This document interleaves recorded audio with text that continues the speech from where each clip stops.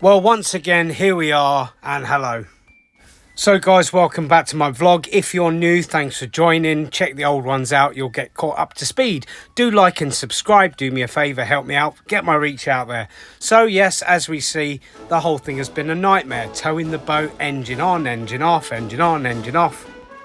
I had literally no choice but to leave my boat unattended for 2 nights. I came back straight after a ton of interviews on one day because I was that nervous, but I had no choice. Keep watching, find out later what I returned to having left it. Once again, back to Surrey, then over to Hayes, then into central London. It was a long day carrying a power pack and all my stuff. So let's talk logistics. Let's go to my military grade planning and maps. As you can see, it's professional. So to the left, there's an arrow. It says stranded. To the right, it says destination. That's where I'm going. If you're in a car, you go down this road, the A662, 5 bleeding minutes. That's all I am from where I need to be, 5 minutes. Now the arrow down the bottom shows the canal. That's where I need to be. Again, left to right is where I go, and you can see the canal route there. And I've got a few locks still to go. It's a nightmare. I can't believe I'm so close, but given my engine and all the situation, I'm so bleeding far. Just trying to remember what day it is because I've completely lost track with all this. It's basically Wednesday now, Wednesday night, 10 o'clock odd. I have to try tomorrow, Thursday, get this boat from one to the other. Even if it takes 2 or 3 days of bunny hopping, engine on, engine off, towing it, whatever I can do. There's no deadline now because the lorries, everything, not rebooked. I just want to get the boat there. And once the boat's there, I can basically say, guys, go pick it up. This allows for a lot better flexibility, and it means that if I do manage to get the boat there either Thursday or Friday, if I'm lucky, I can just jump back on the train, go to my mum's. The boat will be delivered whenever. It just makes life a hell of a lot easier. So on we go with what happened through the week. Another day, another interview, and I'm sort of sat opposite the Langham Hotel, waiting to go. Sweating, stressed. Things are going on next to me. There's a BBC studio just to the right, and they're filming something. I don't know what they were filming. Not me. Oh, Oscar Wilde has frequented here as well as Churchill. The Langham, one of the best hotels in Europe and one of the highly regarded hotels for many celebrities. This was my interview number 1 of the day, and it went very well. I had the interview, and then the guy asked for the next boss and if I could stay and have another one. First interview about to start. I'm only sat opposite the now ex-Liverpool manager. I can't film him, it's too obvious. I was like, oh, you look familiar, but it's the, what's his name? I forgot his name now. I should know this, but yeah, he's just round there.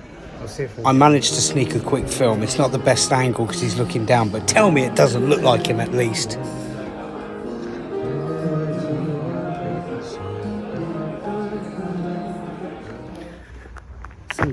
Sorry. Oops. Some more shaky footage, I'm afraid, because I'm carrying 2 very heavy bags. Left-handed camera action, so it's going to be shaky. Right, after 2 nights away, job interviews, job centre, all the appointments done. Thousands of killer geese just here. They hate me walking past. Just up here on the canal. Sorry! Out of the way! Move! They're all hissing at me. All hissing at me. Come on, guys. Come on.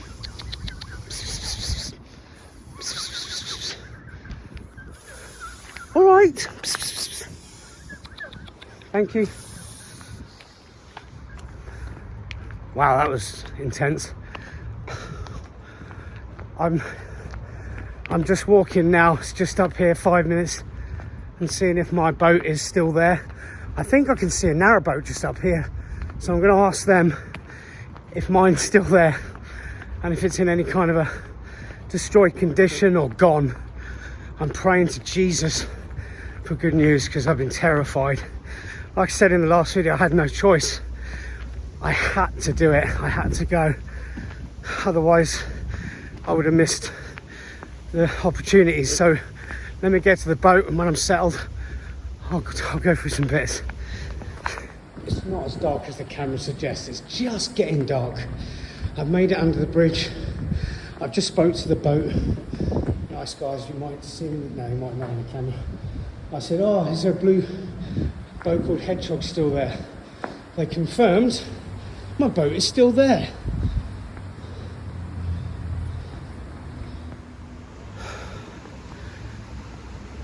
If you follow my vlog, you'll know from day one that I bought this boat till present day, it's been nothing but nightmares. Everything has gone wrong in life and boat. I've left this unattended for 2 days in the dodgiest canal probably in most of the country. Everyone's going, you leave it there, it'll be gone, it'll be smashed, blah blah blah. It's still bloody there. I've just looked, no windows damaged, the lock is still attached. The relief is unparalleled. You have no idea how relieved I am that this is still here. Thank frick. Because I was worried about vandalism, but then when the guy at Portland Basin / Droylesden, who runs that, said, yeah, no, it's probably going to get nicked round, I was like, cheers for that. I was so worried. I wasn't even thinking. But here's a little thing, let me just run you through what I did to try and add extras before I left.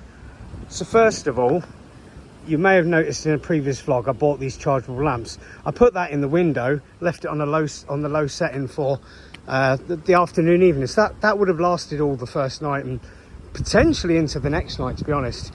So anyone would think there's somebody in. The other thing that I've got is 2 of these. So in the dark they glow up with the red infrared kind of night sensor, and then I've got my solar powered floodlight, which I don't know if there's been much sun to charge them, but for now. And then on top of that I have my CCTV in operation, and then on the side, just this is bad camera work, but you'll have to excuse my situation, I got my beware of the dog, assuming there, and then more CCTV, and like the door is alarmed, oops sorry, and then I've got 2 more of those. So I put one down so that'll flood the front. Zoom out again. And when I left, I angled that out, so if anyone came, it'd angle across the path. So it's like I said a few times, it's not about foolproof stopping people breaking in or trying, it's about a deterrent. I think the deterrent is as important as security. It is part of that process. So if you are trying to keep people away, things like that, like you'd have on a house or a shed or a garage, just makes a lot of sense. People will think twice, is there anyone in it? So let me get in the boat, let me get my heavy backpack off, and I'll show you what I've had to do for all day today. Thank you. I'm going to start going to church, I think. So yes, in the boat, it's an absolute state. It's got boxes everywhere because I had to move it from the canopy and stuff, but the boat's still here. So it is a bit grainy and dark. Sorry, I'm sweating because I've been doing bits. So yeah, terrified was an understatement, but here we are back in the boat. It's still here, and a few people said it probably wouldn't be, or it'd be in pieces by the time I got back, but with all those off-putting measures on it, I think it's been safe enough. So I'm currently not wanting to run out either of my batteries. One died, which was the one to start the engine. That died because of having to turn it. This is a very bright push down, pull up, sorry, got to do this, LED camping light, £18 for Mazda. So that's my light, so I don't infringe on the battery. And when I was down in London, one question to the mother to find out from others, battery power. Now I'm here with no internet, nothing. I've got my 5G home hub, which if I had electricity I could plug in. I have Wi-Fi in the middle of nowhere, but obviously I've got no power source. So I said, do we have such a thing as a portable charger? We do. So this has been charged up. My brother got it out, and it's going to do the job. If I'll run a little bit of electric Wi-Fi. I charged my phone and my iPad on the train. I made use of that and used their Wi-Fi, and obviously this now I can just plug my Wi-Fi router into, just to give me a bit of entertainment for half hour.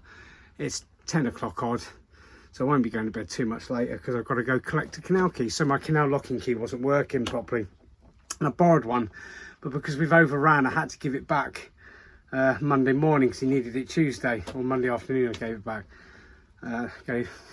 So I've had to, Marcus, who's up at the marina I left, he basically had a quick Google for me, and he found a guy selling them on eBay who's at Stretford Marina, which is sadly the opposite side of Manchester as to where I am at the minute, but it does mean I can get another key and get my journey going at maybe 10-11 o'clock tomorrow. Okay, so it's not looking so disastrous. I just need the engine to start to get this journey back on track. And even if I say like a million times, it starts, stop, start, stop is what it is. But thanks to those again who left me stranded when they promised to help me and get me to my location. Jimmy, wherever you are, and that was not a nice thing to do.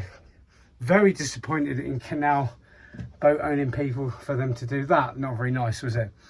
So I'm gonna sit down, have a drink, I'm thirsty as hell, eat my sugarine donut from Greg's that I got just before I left the station, have a wash in freezer cold water. I've got about 10 litres left, I think. I'll take my empty ones over to the Asda here in the morning. I'll top them up in their public toilet. Drinking or not, doesn't matter. I've died, not died from worse. Wish me luck, guys. I'm keeping going. Persistence, perseverance.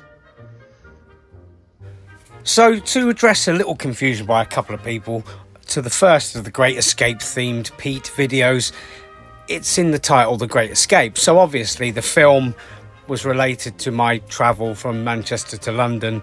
I thought it was a bit funny, but I had to include some of this footage to make it Great Escape like. So there we go, bit of fun. So let's move on to the next day when I tried to move yet again.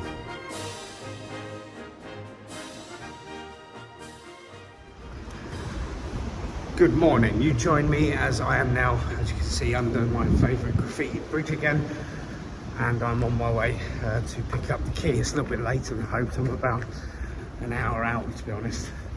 I just bumped into boaters. I was asking questions, and the man he used to be an engineer, so he kind of has an idea about engines stuff. He said there's like a valve usually on the cooler, so that might let the water in out. It could be that's playing up or needs replacing or taking out completely. I don't know if the engine starts yet. I don't want to mess around with it. Just want to go pick up the security key. I'll grab some bits from the Asda, and then hopefully by about 1 o'clock I will get the engine going and start. I mean, if the engine doesn't start at all, which it was starting, it doesn't stay on, but if it doesn't start at all, problem. I think I'll be on my own and just stranded at that point. But if it does start, I'll get through this lock I'm right next to. They reckon it's taking them about 2.5 hours to get to Droylesden.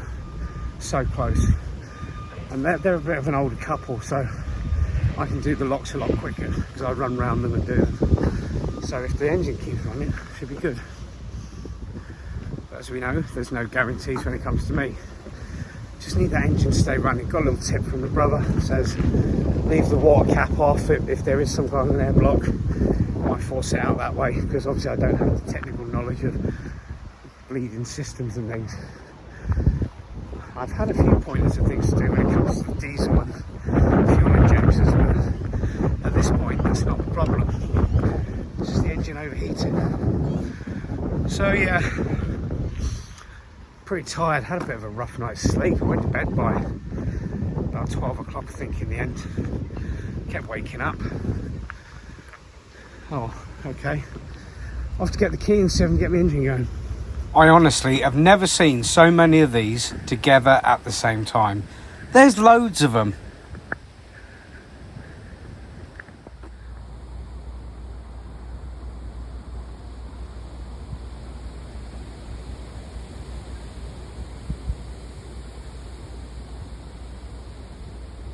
Attack of the geese.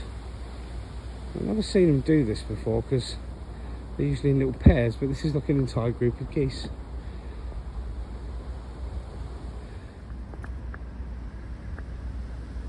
So coming up now, we've got a few dramas and my situation. Could it have got worse? Of course it could, and it did.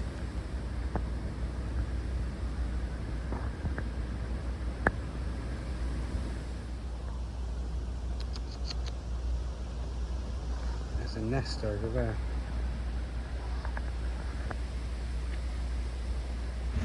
With the help of a battery booster pack, I've got the engine going.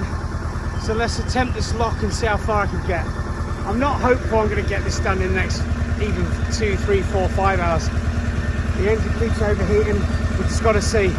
Just need to get 1.7 miles. Let's go. I haven't got a lot of battery left. I haven't got a lot of battery left, so be careful. There is a boat just further up moored. So I've done this one myself. A lot of running around quickly. Engine's still running, but the likelihood it will overheat. If I could do 2 or 3 locks, get an hour done, it's halfway there. It's still running, it sounds like death. Smoke's good. But here we are. First lock I've actually done completely on my own. But yeah, it's a lot of running around, so I just need to get here. There's a straight bit of canal. I think there's 2 or 3 locks next to each other. As long as I can get up there, I'm nearing my target. I'm going to go back to being positive like I was at the start. No,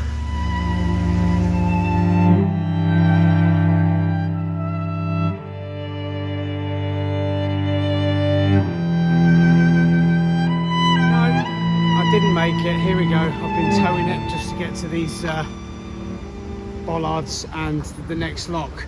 So quickly, I've only come from that far. A guy was there, but he wasn't the most helpful boating person in the world, so I just gone, all right, that's fine, thanks, bye. So I've made it through one lock in about, I don't know how many 100 yards that is, so I'm just going to basically moor it up here. I have a feeling, I've just topped up the water again. I have a feeling I might be low on oil. I think that could be something going on. I have no dipstick. Everyone, you've got a dipstick? No, I haven't got a dipstick. I've got a stick. So I'm just going to tie this up here, and then luckily I'm only so far from Asda. I'll run back there and get some oil. So here I am, just currently on a weird arsed angle in the middle of the canal. I have managed to secure the middle of the boat, but I couldn't swing the back in. I think the back. Couldn't swing the back in. I think I'm stuck on a ledge of silt. But yes, the engine passed out again. It's almost like you get through a lock, you get 1,000 meters, and then the engine goes. It's got oil put in it, there's water topping up, there's diesel. It keeps overheating. Somebody suggested now there's a little flap within the system somewhere, sort of lets water through or not. That might be wrecked, but there's nothing I could do about that now. So the original idea is coming to fruition. I'm bunny hopping as far as I was. I'm about to have a quick look on Google Maps just to see what mileage I am from Droylesden Marina now. But I'm probably getting on half a mile in about 3 hours-ish. Not great progress, but I've had to drive and pull. My hands are sore again. I'm going to get some gloves out. So let me have a quick look and we'll see how far I've managed to get. So all in all, I've made about half a mile. And you can see I'm really close to Droylesden now. I'm not going quite to Droylesden, I'm going to the marina, so it's a little bit further this way. So it's not terrible progress considering I'm pulling the boat most of the way. The engine did start to improve, but this is where a massive problem occurred. Keep watching because it's even worse than engine failure.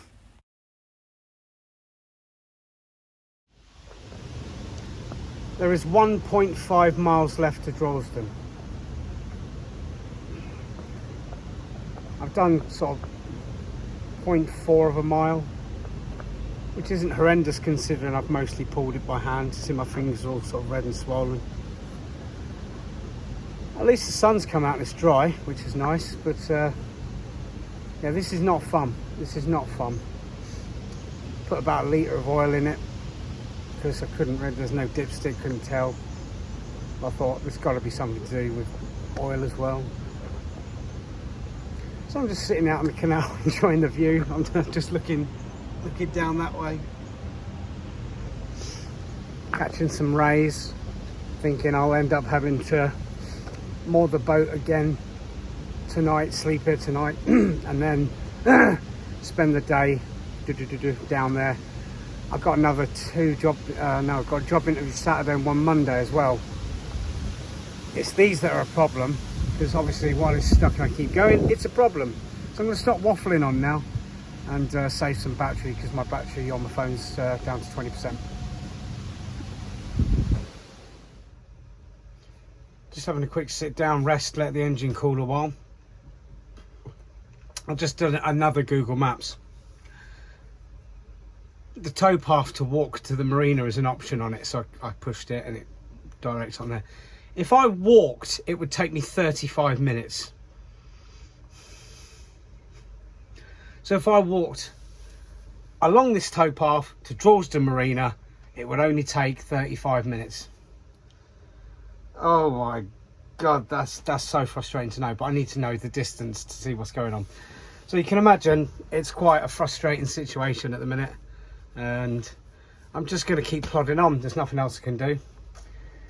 I'm literally right just there's another lock, so I'm going to cling on and hope I can get through it. There's another one, there's kind of 2 or 3 consecutively quite close together up there, but it just seems it's dealing better sitting down, like the engine just running here, than if it's getting a clear path, because once you start to go forward or back for distance, that's when the engine is cutting out. I just don't get it. I'm doing everything I can, not knowing engines, with a few people in and out, so we'll see how it goes.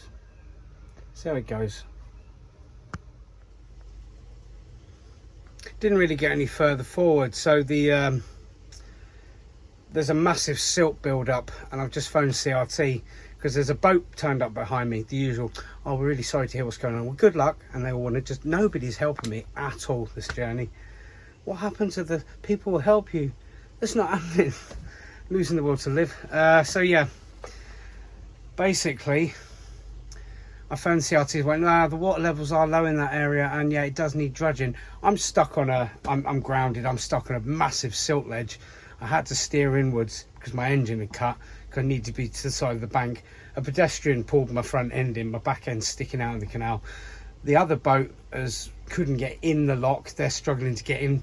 There's some kind of massive silt build up or something, and they were going to take sort of running, but they've sort of moored up at the back, so I don't know what they're doing yet. The only option I've got is, it's not a very good option, because I think it's like the prop shaft, I think it's just gone. It's gone. Tried to reverse a bit, it just went, it's gone. So the bit that attaches the engine to the propeller. And yes, I'm well aware I may bloody sink, and I've phoned a few people, and we might resolve it. So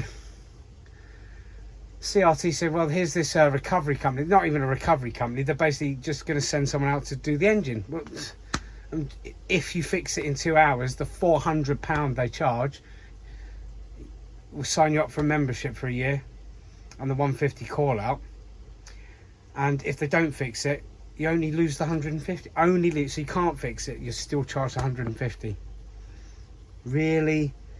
Why does it not exist like a car, like a recovery service you send for a recovery truck, except like a powerful small boat that can tow boats? Why does this not exist? Because I can't find it. There's a massive business in that, I tell you. It just seems like it's unfathomable to me how that can't exist. Like a breakdown company that just tow the boat. But that's just not a thing. Is it a thing? Do they exist? Let me know. I mean, by the time this video's out, I'm probably going to have everything sorted anyway. But interesting to know for future reference. Let me know in the comments, because this is driving me mad. If you take away the 2 days I had to go to London and back, I've done Sunday, Monday, Thursday. I'm 3 days in, 1.5 miles from the location. It's ridiculous, absolutely ridiculous. I'm very, persevering and upbeat, but this is really testing my limits. I'm knackered now. I was quite recovered yesterday, but you see, I'm knackered now. I don't know what to do. So I'm going to make a call to someone, see if they've got any connections. If not, then I'm going to have to pay this rescue company to try and fix this shaft and see if they can get my engine a bit hotter, and then if I can get off this silt bank and see if if that'll work, wish me luck. And that's it. So this is a very long episode because this should have been maybe a 2-stretch episode series. It's turning into several because after nearly a week, I'm still in Manchester. So very quickly, there's a guy called John who's been sort of giving me advice. He came out on the first time I was stuck, and he's had a word with a local charity that have a tugboat and some things, and another company. So there's very well a chance that on Sunday or Monday they can come out and tow me the rest of the way and recover me. My brother is now coming up to Manchester because he's a mechanic and he knows these things to help. A guy from CRT came to raise the water levels and clear out some of the silt. So the guy behind me was freed, but he's moored up and left his boat there. I'm looking after it tonight. And then I'm going to have to leave my boat Friday, Saturday, come back Sunday, or come back Monday, or I'm not sure. I'm just trying to work out a plan. It's risky and I don't like to keep pushing my luck, but I have no choice. So hopefully, guys, as you can see, my little piece of metal in the middle there has gone. It's not popped out the back, so it's still afloat, and we are quite hopeful that a couple of days just moored here will be able to resolve it all. Watch this space. The next episode will be interesting. Do like and subscribe. Thank you for watching. I should still keep going. Take care.